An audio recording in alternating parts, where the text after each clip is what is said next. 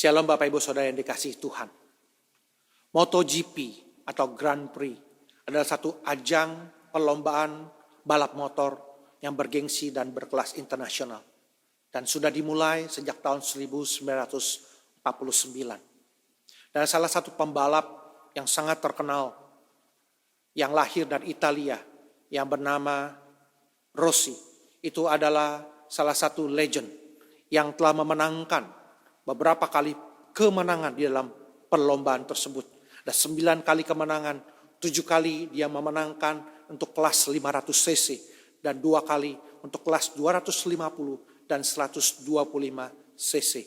Salah satu majalah dari Amerika mengatakan bahwa Rossi adalah salah satu olahragawan dengan gaji yang terbesar di dunia.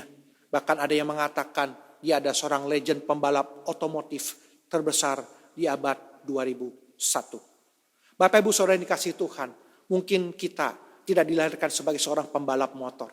Tetapi setiap kita punya satu keinginan untuk mengalami kemenangan di dalam gelanggang arena kehidupan kita masing-masing, apapun itu bentuknya. Kita rindu untuk menjadi pemenang di dalam kehidupan ini. Dan di dalam bulan September ini, tema besar yang akan dibahas di dalam mimbar Gei Ho Kim Tong ada berbicara tentang sebagai seorang pemenang kehidupan, bagaimana seharusnya sikap yang kita harus miliki. Mari sebelum kita akan masuk di dalam pembahasan tentang pemenang kehidupan ini, saya mengajak kita semua bersatu di dalam doa memohon pimpinan Tuhan. Bapa yang bertahta di dalam kerajaan surga, pada saat ini Bapa kembali kami datang menghadap hadirat-Mu ya Tuhan. Kami memohon kemurahan Tuhan, agar kami boleh diberikan hikmat bijaksana surgawi untuk memahami kebenaran firman-Mu. Terangi hati kami ya Tuhan, supaya kami tidak hanya mengerti kebenaran-Mu, tapi juga kami bisa diberikan kemampuan untuk bisa menjadi pelaku firman dan mengalami kemenangan di dalam kehidupan ini. Di dalam nama Tuhan Yesus Kristus kami serahkan pemberitaan firman Tuhan ini. Amin. Teks firman Tuhan kita pada hari ini terambil dari Yosua pasal yang ketiga, ayat pertama sampai dengan ayat yang ke-17. Yosua pasal 3 ayat pertama sampai dengan 17. Demikianlah firman Tuhan. Yosua bangun pagi-pagi, lalu ia dan semua orang Israel berangkat dari Sitim dan sampailah mereka ke sungai Yordan. Maka bermalamlah mereka di sana sebelum menyeberang. Setelah lewat 3 hari, para pengatur pasukan menjalani seluruh perkemahan dan memberi perintah kepada bangsa itu, katanya, segeralah sesudah kamu melihat tabut perjanjian Tuhan Allahmu yang diangkat para imam yang memang suku Lewi, maka kamu juga harus berangkat dari tempatmu dan mengikutinya. Hanya antara kamu dan tabut itu harus ada jarak kira-kira 2000 hasta panjangnya, dan janganlah mendekatinya. Maksudnya supaya kamu mengetahui jalan yang harus kamu tempuh, sebab jalan itu belum pernah kamu lalui dahulu. Berkatalah Yosua kepada bangsa itu, kuduskanlah dirimu, sebab besok Tuhan akan melakukan perbuatan yang ajaib di antara kamu. Dan kepada para imam itu Yosua berkata demikian, angkatlah tabut perjanjian dan menyeberanglah di depan bangsa itu. Maka mereka mengangkat tabut perjanjian dan berjalan di depan bangsa itu. Dan Tuhan berfirman kepada Yosua, pada hari inilah aku mulai membesarkan namamu di mata seluruh orang Israel, supaya mereka tahu bahwa seperti dahulu aku menyertai Musa, demikianlah aku akan menyertai engkau. Maka kau perintahkanlah kepada para imam pengangkat tabut perjanjian itu demikian. Setelah kamu sampai ke tepi air sungai Yordan, haruslah kamu tetap berdiri di sungai Yordan itu. Lalu berkatalah Yosua kepada orang Israel, datanglah dekat dan dengarkanlah firman Tuhan Allahmu. Lagi kata Yosua, dari hal inilah akan kamu ketahui bahwa Allah yang hidup ada di tengah-tengah kamu, dan bahwa sungguh-sungguh akan dihalaunya orang Kanaan, orang Het, orang Hewi, orang Feris, orang Girasi, orang Amori, dan orang Yebus itu dari depan kamu. Sesungguhnya tabut perjanjian Tuhan semesta bumi berjalan menyeberang di depan kamu, masuk ke sungai Yordan. Maka sekarang pilihlah 12 orang dari suku Israel, seorang dari tiap-tiap suku. Segera sesudah kaki para imam pengangkat tabut Tuhan, Tuhan semesta bumi, berhenti di dalam air sungai Yordan, maka air sungai Yordan itu akan terputus. Dan air yang turun dari hulu akan berhenti mengalir menjadi bendungan. Ketika bangsa itu berangkat dari tempat perkemahan mereka untuk menyeberangi sungai Yordan, para imam pengangkat tabut perjanjian itu berjalan di depan bangsa itu. Segera sesudah para pengangkat tabut itu sampai ke sungai Yordan, dan para imam pengangkat tabut itu mencelupkan kakinya ke dalam air di tepi sungai itu. Sungai Yordan itu sebak sampai meluap sepanjang tepinya selama musim menuai. Maka berhentilah air itu mengalir. Air yang turun dari hulu melonjak menjadi bendungan jauh sekali di dekat Adam, kota yang terletak di sebelah Sartan. Sedang air yang turun ke laut Araba itu, yakni laut asin, terputus sama sekali. Lalu menyeberanglah bangsa itu di tentangan Yeriko. Tetapi para imam pengangkat tabut perjanjian Tuhan itu tetap berdiri di tanah yang kering di tengah-tengah sungai Yordan. Sedang seluruh bangsa Israel menyeberang di tanah yang kering sampai seluruh bangsa itu selesai menyeberangi sungai Yordan. Demikian jauh pembacaan firman Tuhan. Yang berbahagialah mereka yang tidak hanya membaca firman Tuhan, tapi melakukan kebenaran firman Tuhan dalam kehidupan sehari-hari. Bapak Ibu Saudara yang dikasihi Tuhan, kitab Yosua sesungguhnya adalah kitab yang menceritakan bagaimana Tuhan memberkati umat Israel sebagai umat pemenang. Tangan Tuhan sendiri yang memimpin mereka memasuki tanah perjanjian. Dimulai dari menyeberangi sungai Yordan, menaklukkan kota demi kota di tanah Kanaan. Dan di mana memang tanah perjanjian itu adalah tanah yang dijanjikan Tuhan Allah kepada nenek moyang mereka sebagai umat perjanjian. Dan selama 1 bulan ini melalui mimbar GI Hokim Tong kita akan membahas secara berseri beberapa peristiwa yang penting daripada kitab Yosua ini yang mengajarkan kepada kita bagaimana sikap kita seharusnya sebagai umat pemenang dalam menghadapi berbagai rintangan dan tantangan di dalam kehidupan kita. Dan kita akan memulai minggu ini dengan sebuah kisah bagaimana umat pemenang ini melewati sungai Yordan. Hingga menjadi pokok daripada pertanyaan kita pada hari ini adalah bagaimana seharusnya sikap umat pemenang dalam melewati berbagai rintangan dan tantangan di dalam kehidupan. Dan hari ini melalui teks firman Tuhan hari ini kita akan melihat ada 3 cara bagaimana seharusnya sikap umat pemenang dalam melewati rintangan dan tantangan dalam kehidupan. Yang pertama, sikap umat pemenang melewati segala tantangan kehidupan adalah dengan menguduskan dirinya di hadapan Tuhan. Dengan cara menguduskan dirinya di hadapan Tuhan. Hal ini dituliskan di dalam ayat yang kelima. Dikatakan, berkatalah Yosua kepada bangsa itu, kuduskanlah dirimu. Kuduskanlah dirimu. Sebab besok Tuhan akan melakukan perbuatan yang ajaib di antara kamu. Bapak Ibu Saudara yang dikasihi Tuhan, mengapa bangsa Israel perlu menguduskan diri? Karena bangsa Israel adalah umat pilihan Tuhan yang Tuhan mau pakai, yang Tuhan mau berkati dengan berkat kemenangan. Sehingga jangan sampai ada dosa yang menghalangi tangan berkat itu dicurahkan bagi umat pilihan tersebut. Jangan sampai ada dosa yang menjadi penghalang berkat Tuhan tercurah atas diri bangsa Israel. Bapak Ibu Saudara dikasihi Tuhan, Allah adalah sumber berkat. Dan Dia tidak pernah tidak mau memberkati umatnya. Tapi seringkali yang menjadi penghalang berkat itu dicurahkan adalah dosa. Ibarat ada awan tebal yang menghalangi sinar matahari dicurahkan. Maka dosa menghalangi berkat itu dicurahkan. Mataharinya tetap ada. Sinarnya tetap bersinar. Tetapi ada yang menghalangi. Yaitu awan tebal dosa. Kalau kita baca dalam pasal selanjutnya dalam kitab Yosua. Di dalam pasal 6 dan kita bandingkan dengan pasal yang ke-7. Di pasal yang 6 dicatat berkat kemenangan itu dinikmati oleh umat pilihan Israel. Yaitu ketika Tuhan berperang bagi umatnya dan tembok Yeriko diruntuhkan. Saya akan membacakan bagi saudara dalam Yosua pasal 6 ayat 20. Berkata, lalu bersoraklah bangsa itu sedang sangkakala ditiup. Segera sesudah bangsa itu mendengar bunyi sangkakala, bersoraklah mereka dengan sorak yang nyaring. Maka runtuhlah tembok itu. Lalu mereka memanjat masuk ke dalam kota masing-masing langsung ke depan dan merebut kota itu. Itu di pasal yang ke-6, saudara. Ada kemenangan di mana Tuhan memberkati mereka. Tetapi kalau saudara perhatikan dalam pasal yang ke-7, maka dicatat ketika bangsa Israel menyimpan dosa, dicatat di dalam pasal yang ke-7, bangsa Israel tidak bertahan menghadapi musuh. Mereka mengalami kekalahan di dalam pertempuran di Ai. Saya akan bacakan Yosua pasal 7 ayat 11 dan 12. Orang Israel telah berbuat dosa. Mereka melanggar perjanjianku yang kuperintahkan kepada mereka. Mereka mengambil sesuatu dari barang yang dikhususkan itu. Mereka mencurinya. Mereka menjemunyikannya. Dan mereka menaruhnya di antara barang-barangnya. Sebab itu orang Israel tidak dapat bertahan menghadapi musuhnya. Bukan Tuhan tidak mau membuat umatnya mengalami kemenangan. Tetapi sayangnya dosa telah mengubah segalanya. Berkat kemenangan menjadi kutuk kekalahan. Mengapa?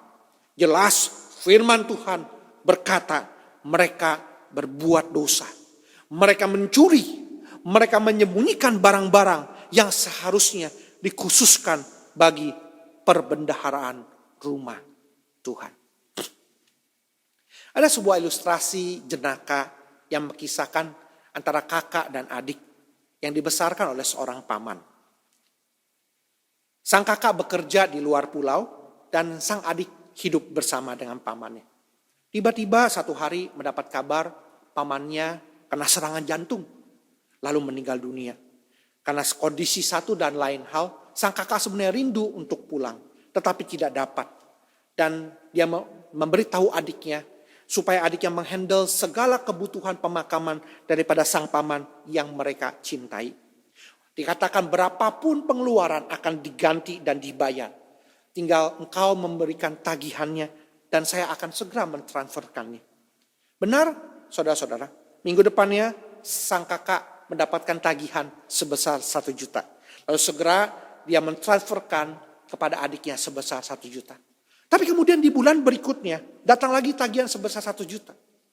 Sang kakak tanpa berpikir panjang, dia berpikir hanya mungkin ini karena ada tambahan biaya ini dan itu. Maka sang kakak langsung mentransfer kembali sebesar 1 juta. Tapi dalam bulan ketiga datang lagi tagihan 1 juta. Bulan keempat dan kemudian seterusnya bulan kelima. Sampai akhirnya sang kakak bertanya kepada adiknya. Coba jelaskan adikku. 1 juta ini tagihan untuk apa? Lalu adiknya berkata, loh kakak, bukankah uang tagihan itu adalah uang tagihan sewa jas bagi paman? Lalu sang kakak bingung, apa maksudnya? Waktu itu kakak berkata, berapapun keperluannya akan dibayar. Dan aku menyewakan jas aku untuk dipakai oleh paman di dalam penguburannya. Dan biaya sewa jas itu adalah 1 juta per bulan. Barangkali ini hanyalah sebuah cerita jenaka. Bagaimana culasnya sang adik mempermainkan sang kakak dan mencoba untuk memanipulasi sang kakak. Tapi di balik cerita itu sungguh ada sebuah pelajaran bahwa betapa liciknya hati kita. Manusia mungkin bisa licik dan memanipulasi manusia lainnya. Tapi Tuhan tidak pernah bisa dimanipulasi. Tuhan tidak pernah bisa dipermainkan. Bapak Ibu Saudara dikasih Tuhan, jangan pernah coba-coba berani untuk memanipulasi. Jangan coba-coba pernah berani untuk mencuri dan menyimpan sesuatu apapun yang bukan merupakan bagian kita. Sebab hal itu tidak berkenan di hati Tuhan. Yang saudara dan saya akan terima hanyalah murka Tuhan dan bukan berkat bagi kita dan keluarga kita. Oleh karena itulah melalui hambanya Yosua, Tuhan mengatakan kepada umatnya, kuduskanlah dirimu. Kuduskanlah dirimu artinya Allah berkenan mencurahkan berkat kemenangan kepada umat Israel. Bahkan dikatakan jika engkau menguduskan dirimu, apa yang terlihat mustahil akan menjadi nyata. Sungai Yordan terbelah menjadi 2. Tembok Yeriko menjadi hancur dan lain sebagainya. Tapi sejauh umat Israel menyimpan hasil curian itu, menyembunyikannya dan tidak mau menyerahkan kepada Tuhan, maka jangan berharap kemenangan demi kemenangan selanjutnya akan terjadi. Tantangan dalam kehidupan akan selalu ada. Tapi umat pemenang akan selalu sanggup melewatinya. Asal hati mereka jujur, kudus dan suci di hadapan Tuhan. Jadi kunci yang pertama, bagaimana umat pemenang dapat melewati tantangan kehidupan. Yaitu dengan dia sendiri menjaga hatinya, menguduskan dirinya di hadapan Tuhan. Maka sesuai janjinya di dalam ayat yang kelima, Tuhan akan melakukan perbuatan yang ajaib di antara kamu. Nasihat firman Tuhan selain kita diminta untuk menjaga hati dan menguduskan diri kita di hadapan Tuhan, maka kita menemukan yang kedua poinnya adalah di dalam ayat yang ke-6. Maka dikatakan bagaimana seharusnya sikap umat pemenang ketika melewati segala tantangan kehidupan. Maka dikatakan kepada para imam itu, Yosua berkata, angkatlah tabut perjanjian dan menyeberanglah di depan bangsa itu. Maka mereka mengangkat tabut perjanjian dan berjalan di depan bangsa itu. Yang kedua, sikap umat pemenang melewati segala tantangan kehidupan adalah dengan melangkahkan kakinya bersama dengan Tuhan. Bapak Ibu Saudara dikasihi Tuhan, dengan bangsa Israel menguduskan dirinya, tidak secara otomatis membuat mereka tiba-tiba nyampe di seberang sungai Yordan, saudara. Tetapi mereka butuh langkah iman. Mereka butuh melangkahkan kaki mereka memasuki air sungai Yordan itu. Dan itu adalah sebuah keputusan iman. Dengan kata lain, berkat kemenangan tidak terjadi begitu saja. Setelah bangsa Israel diminta untuk menguduskan hatinya di hadapan Tuhan supaya bersih, sehingga Tuhan berkenan pakai. Maka kemudian mereka membutuhkan keberanian untuk melangkahkan kaki mereka dengan iman. Baru keajaiban itu nyata terjadi. Apa dasarnya? Ayat 13. Segera sesudah kaki para imam pengangkat tabut Tuhan, Tuhan semesta bumi berhenti di dalam air sungai Yordan. Maka barulah air sungai Yordan itu terputus. Dengan kata lain, air sungai Yordan itu tidak terputus dahulu, baru kemudian bangsa Israel menyeberang. Tapi mereka memiliki iman dan melangkahkan kaki mereka, mereka yakin Tuhan bersama mereka, barulah air tersebut terbelah. Maka apa perkara beriman ini baru diangkat sebagai langkah yang kedua setelah bangsa Israel diminta untuk menguduskan diri. Karena ketika hati kita sudah bersih di hadapannya, kita akan menjadi lebih peka pada perkara Tuhan. Kapan dia bertindak? Bagaimana dia bertindak? Kita dimampukan untuk memiliki keberanian untuk melangkah di dalam perspektif surgawi. Bukan perspektif duniawi. Ketika kita melangkah dengan iman. Iman yang memiliki perspektif surgawi adalah iman yang selalu berpikiran positif bahwa Allah selalu ada di dalam setiap perintangan kehidupan. Dia berfokus kepada hal positif, bukan kepada hal yang negatif.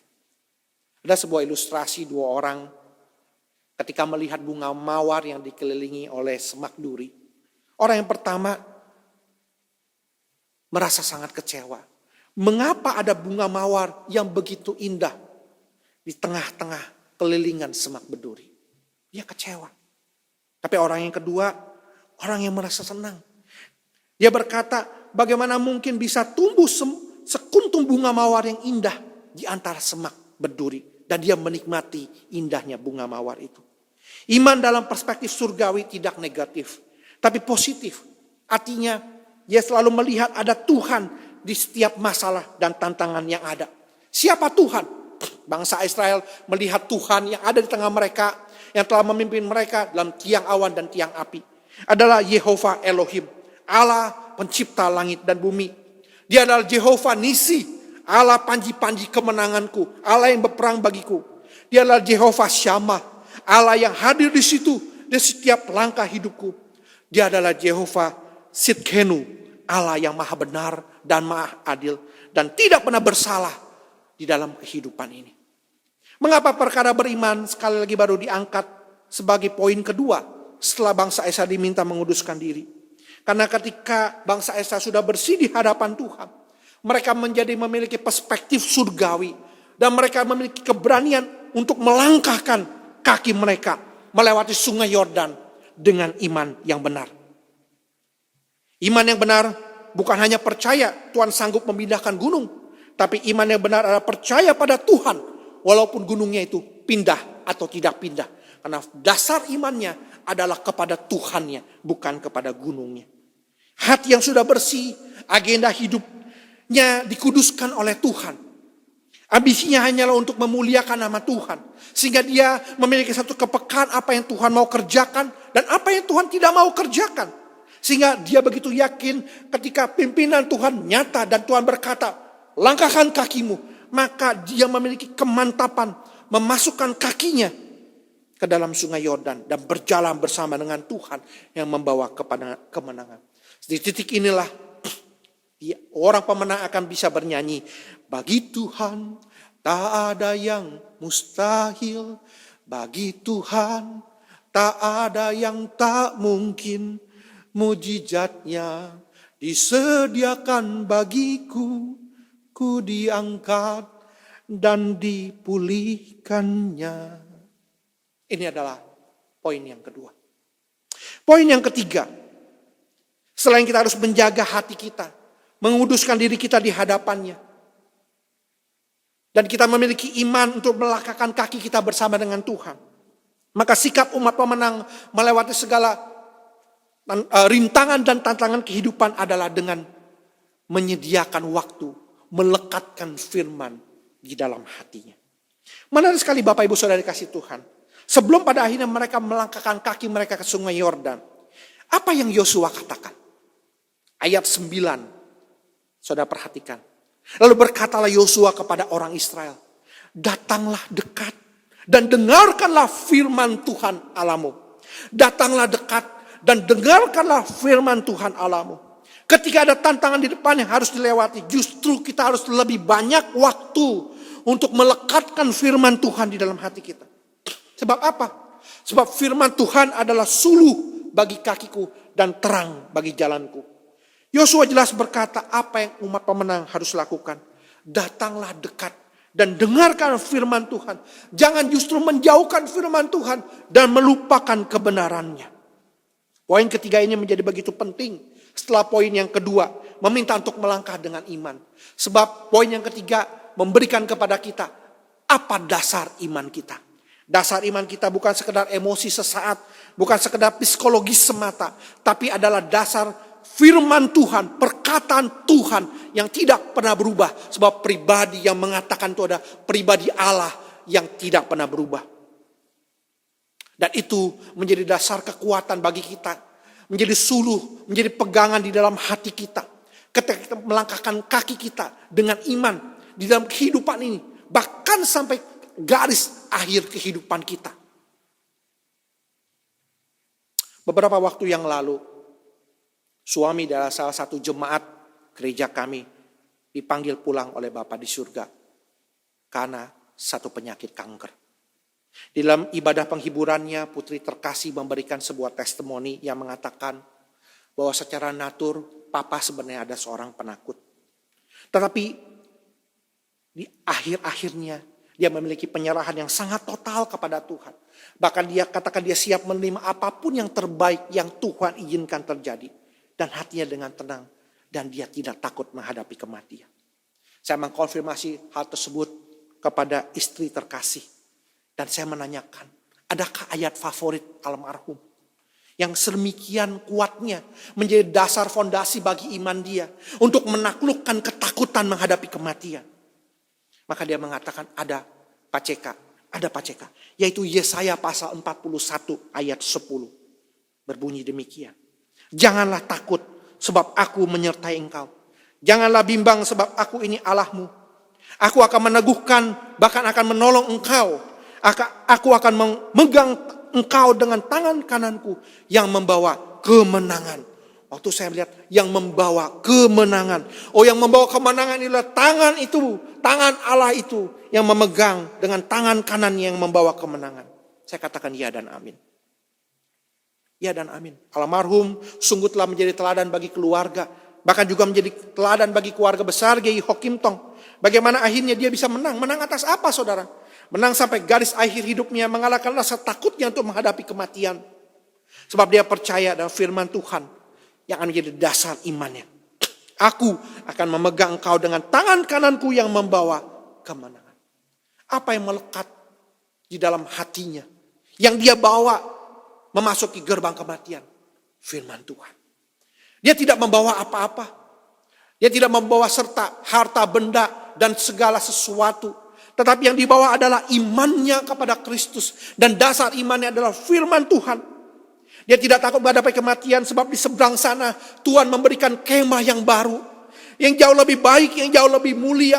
Yang melepaskan diri dari penderitaan dan sesak nafas yang dideritanya. Dan sungguh dia telah mengakhiri pertandingan dengan baik. Dia memelihara iman melewati berbagai derita dan tantangan dilewatinya. Dia telah menjaga hati. Dia tetap memiliki iman. Dan dia melekatkan firman sampai garis akhir kehidupan. Dan dia adalah sebagai seorang pemenang. Sebagai kesimpulan, melalui kitab Yosua pasal 3 ini kita belajar 3 sikap yang seharusnya dimiliki oleh bangsa Israel sebagai umat pemenang. Melewati rintangan, tantangan, dan melewati sungai Yordan. Yang pertama, mereka diminta untuk menguduskan diri mereka di hadapan Tuhan. Agar apa? Agar berkat kemenangan Tuhan tidak terhalang. Yang kedua, mereka diminta untuk melangkahkan kaki mereka bersama dengan Tuhan. Dengan perspektif iman yang benar. Sebab bagi Tuhan tidak ada perkara yang mustahil. Dan sungai Yordan terbelah menjadi 2. Yang ketiga, mereka diminta untuk mendengarkan firman Tuhan. Bukan menjauhkan diri dari firman Tuhan. Lebih dekat dan lekatkan firman Tuhan. Sehingga mereka pada akhirnya sampai di seberang. Bapak Ibu Saudara yang kasih Tuhan, apa aplikasi yang perlu kita lakukan dalam kehidupan kita sehari-hari bercermin pada pengajaran firman Tuhan? Paling tidak ada 3 sikap penting yang perlu dimiliki oleh seorang umat pemenang. Yang pertama, menjaga hati. Marilah kita mengaku diri di hadapan Tuhan. Marilah kita jujur di hadapan Tuhan. Apakah ada sesuatu yang tidak berkenan yang kita masih simpan di hati kita? Tuhan sungguh ingin memberkati saudara dan keluarga saudara. Jangan-jangan ada sesuatu yang menghalangi. Ada dosa yang kita simpan. Ada sesuatu yang kita curi. Ada sesuatu yang tidak seharusnya ada di dalam rumah kita. Yang seharusnya tidak ada di dalam hati kita. Dan itu semua membuat hati Tuhan tidak berkenan. Lepaskanlah itu. Buanglah itu. Datang kepadanya. Minta Tuhan mengampuni. Jangan biarkan ketidakdamaian itu terus menghantui hidup kita. Yang pertama, Tuhan mau memberkati saudara. Seringkali yang menghalangi berkat itu turun. Bukan orang lain. Tapi mungkin diri kita sendiri. Karena kita tidak menjaga hati kita. Yang kedua, melangkahlah dengan iman. Mari kita meyakini bahwa agenda hidup kita yang sudah dibersihkan itu di hadapan Tuhan. Yang tujuan hidup kita hanya memuliakan Tuhan. Dan ketika Tuhan mengatakan pergilah, langkahkan kakimu. Maka jangan takut, Tuhan beserta dengan kita. Tapi berapa banyak kita kadang-kadang ragu-ragu. Berulang kali Tuhan sebenarnya mungkin sudah memberikan tanda-tanda yang jelas bagi kita. Untuk mengambil sebuah keputusan. Tetapi kita tunda untuk mengambil keputusan itu. Mungkin berbulan-bulan, mungkin bertahun-tahun. Tuhan sebenarnya sudah mengatakan melangkahlah dengan iman. Tapi kita ragu-ragu. Kita mengandalkan logika kita. Kita mengandalkan rasio kita. Kita mengandalkan kekuatan kita. Ingatlah. Sandarkanlah imanmu kepada Jehovah Nisi. Allah yang menjadi panji-panji kemenangan kita. Dialah andalan kita. Jikalau Tuhan yang menyuruh. Maka melangkahlah dengan iman. Walaupun itu mungkin kelihatan mustahil. Sebab bagi Tuhan tidak ada yang mustahil. Yang ketiga. Lekatkanlah diri pada firman.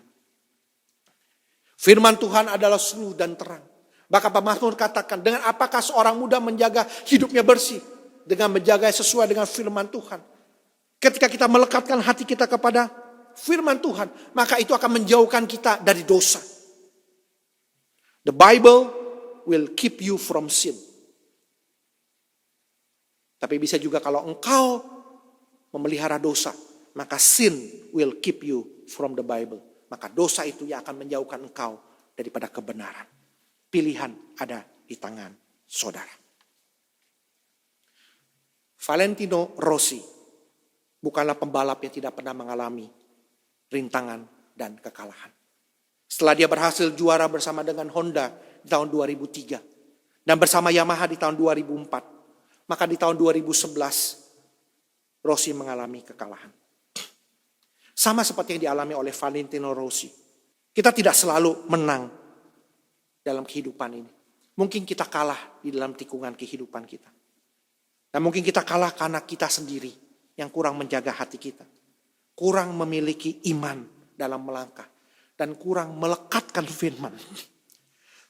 Tapi ingatlah, kemenangan kehidupan bukan ditentukan di tikungan, tapi di garis akhir. Rossi mungkin bisa tersalib oleh lawannya di tikungan.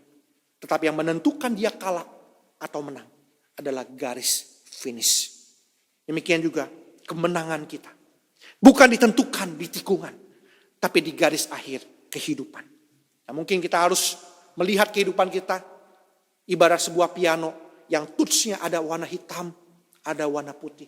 Dan sekali Tuhan mengizinkan ada masa hitam, ada masa putih. Ada masa duka mengimbangi dengan suka. Untuk menghasilkan sebuah simfoni kehidupan yang indah di garis akhir kehidupan kita. Maka jagalah hati. Melangkahlah dengan iman. Dan lekatkanlah firman. Maka engkau akan mengalami berkat kemenangan dari Tuhan. Amin. Mari kita berdoa. Bapa yang bertahta dalam kerajaan surga, firman-Mu sudah diberitakan. Biar Roh Kudus sendiri bekerja menyempurnakan dan membuat hati kami lebih jujur lagi Tuhan.